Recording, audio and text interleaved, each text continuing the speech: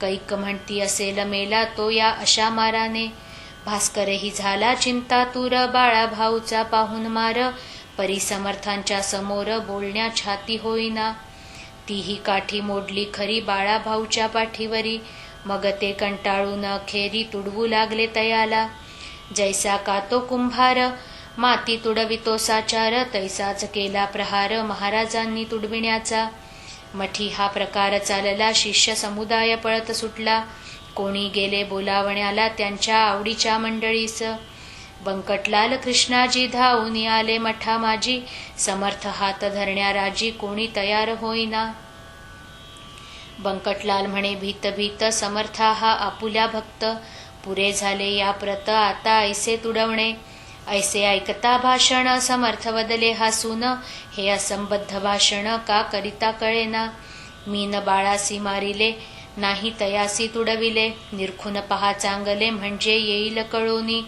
महाराज म्हणाले बाळासी, उठवत्सा वेगेसी, या आलेल्या मंडळीसी अंग तुझे दाखीव. ऐसी आज्ञा होता भला बाळा भाऊ उठून बसला. लोक त्याच्या अंगाला पाहू लागले निरखून. तो वळाचे नाव नाही कोठेही न लागले काही, तो पहिल्या परीच होता पाही निमग्न आपुल्या आनंदात. त्या योगे भास्कराला बाळा भाऊचा अधिकार कळला. मग तोही ना पुन्हा बोलला वेडे वाकडे बाळासी. सोने कसासी उतरते तेव्हाच त्याची किंमत कळते, आश्चर्य झाले समजता ते तो प्रकार पाहून. सुकलाल नामे आगरवाला होता बाळापुराला, श्रोते त्याच्या आगराला गाय एकद्वाड होती. तिने गावात फिरावे मुला माणसा तुडवावे, सशक्तांसी हुंदडावे शिंगाने की आपुल्या. वाटेल त्याच्या दुकानात गायीने शिरावे अवचित, धान्याची टोपल्यात तोंड आपुले खुपसावे. वाटेल तितुके यथेच्छ खावे, राहिलेले नासावे, तेल तुपाचे लवंडावे पिंप अंगाच्या धक्क्याने. घरी बांधून ठेविता चऱ्हाटे तोडी हा म्हणता, साखळीसी आणली लघुता बांधता त्या गायीने. ती गाय नोव्हे वाघीण बाळापुरा कारण, लोक गेले कंटाळून त्रास सोसिता तियेचा. गाभण मुळीच होईना कास कधीच धरीना, कोंडून ठेविता राहीना घरा माझी कोठेही. लोक म्हणती सुकलालाला, दे खाटकास या गाईला, किंवा मारून टाक तिला तूच गोळी घालून. सुकलाल म्हणे लोकासी, तुम्हीच मारून टाका तिसी, वाटेल त्या प्रयत्नासी करू नया विबुध हो. एका पठाणाने तिला मारण्याचा यत्न केला, गोळी भरून बंदुकीला टपून बैसला होता हो. ते कसे काय कोण जाणे, कळले गायी कारणे, तिने येऊन शिंगाने पठाण पाडीला उताणा. मी परगावा नेऊन दिली होती सोडून, परी ती आली परतून, त्याला सांगा काय करू. ऐसे ऐकता लोक म्हणती आता याला एक युक्ती. गोविंद बुवांचा घोडा म्हणती समर्थाने गरीब केला, तूही या गाईला घेऊन जाशे गावाला, अर्पण करी समर्थाला म्हणजे अवघे संपले. साधूस गाय दिल्याचे पुण्य तुला लाभेल साचे, आणि संकट आमुचे टळेल बापा त्या योगे. ते अवघ्यास मानवले गाय नेण्याचे ठरविले, तिला धरण्यासाठी केले प्रयत्न नाना परीचे. एकही यत्न नाही फळला, शेवटी एका पटांगणाला हरळ कुंद्याचा ढीग केला, सरकी ठेवली शेजारी. ती खाया लागून गाय आली धावून, ती येता फास टाकून धरिली 10-20 जणांनी. साखळदंडाने बांधून पुरी गाय घातली गाडीवरी, आणली शेगावा भितरी गजाननासी द्यावया. जवळ शेगाव जसे जसे येऊ लागले तसे तसे, स्वभावात पडलासे त्या गायीच्या पालट. समर्थांपुढे येता क्षणी गाय झाली दिनवाणी, तिने लोचनी आणून पाणी पाहिले त्या पुण्यपुरुषा. महाराज म्हणाले अवघ्यांना, हा काय तुमचा मूर्खपणा, गायीस ऐशा यातना देणे काही बरे नव्हे. 4ही पाय बांधलेत, गळा साखळदंड लाविलेत, शिंगाची ही ती जगत केली चऱ्हाटे काथ्याच्या. ऐसा मोठा बंदोबस्त शोभतसे वाघिणी प्रत, ही गाय बिचारी साक्षात तिला न ऐसे करणे बरे. अरे खुळ्यांनो, ही गाय अवघ्या जगाची आहे माय, तिला बांधिले हाय हाय केवढा कठीण प्रसंग आला. तिला आत्ताच करा मुक्त, ती न हुंदाडी कुणाप्रत, परी लावण्या तिला हात छाती कुणाची होईना. जो तो पाहून मागे सरे, तेथ समर्थ आले त्वरे. आपुल्या त्या पुनीत करे, बंधने तोडिली धेनूची. बंधने अवघी तुटता भली, गाय गाडीच्या खाली आली. पुढले पाय टेकिती झाली, समर्था वंदन करावया.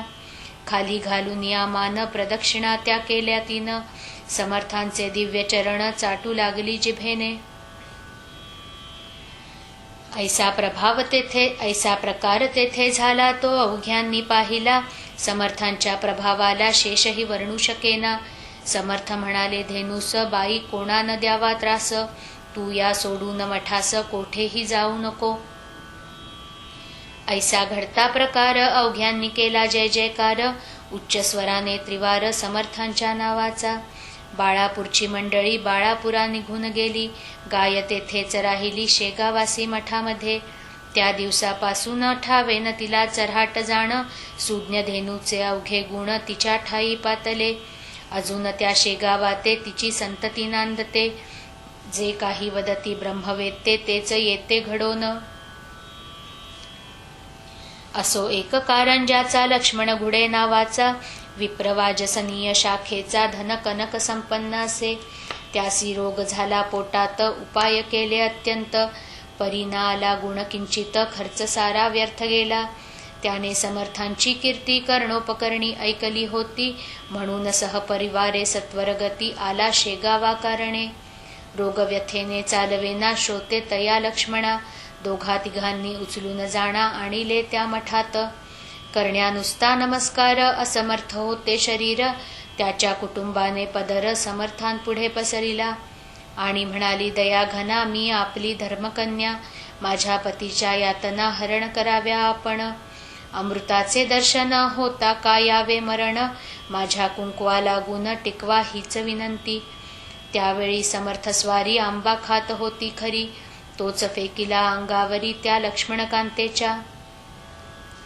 जा देहापती सखाया, व्याधी त्याची बरी व्हाया. तू शोभसी त्यास जाया, पती भक्तिपरायण. यापुढे न काही बदले, चिलीम ओढू लागले.